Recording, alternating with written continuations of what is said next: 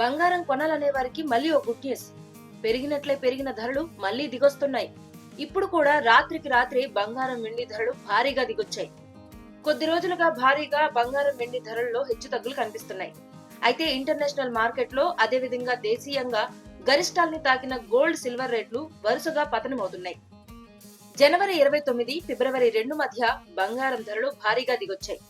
అక్కడి నుంచి మళ్లీ 3 రోజులు రేట్లు పెరగ్గా ఇప్పుడు 2 రోజుల్లో మళ్లీ భారీగా దిగుస్తున్నాయి.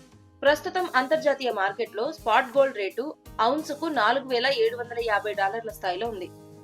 కిందటి రోజు ఒక దశలో $5,000 స్థాయిలో ఉండగా ఫిబ్రవరి 5న రాత్రి ఒక దశలో $4,600 స్థాయికి దిగొచ్చింది. మళ్లీ ఇప్పుడు కాస్త పెరిగింది. ఇక సిల్వర్ రేటు విషయానికి వస్తే భారీగా పతనమవుతోంది.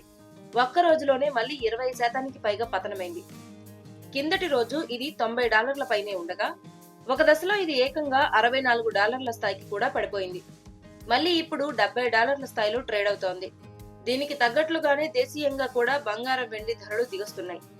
ప్రస్తుతం హైదరాబాద్ నగరంలో 22 క్యారెట్ల గోల్డ్ రేట్ 4,600 తగ్గడంతో తులం ఇప్పుడు 1,41,550 వద్ద ఉంది. దీనికి ముందు వరుసగా 2 రోజులు 5,050, 700 మాత్రమే పెరిగింది. ఇక 24 క్యారెట్ల పసిడి ధర $5,020 పతనంతో ప్రస్తుతం 10 గ్రాములకు 1,54,420 వద్ద ఉంది.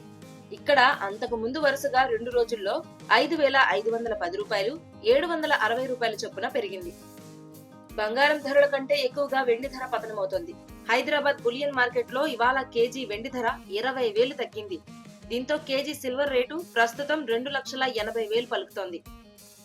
అయితే 2 రోజుల్లోనే వెండి ధర దాదాపు 40,000 తగ్గింది.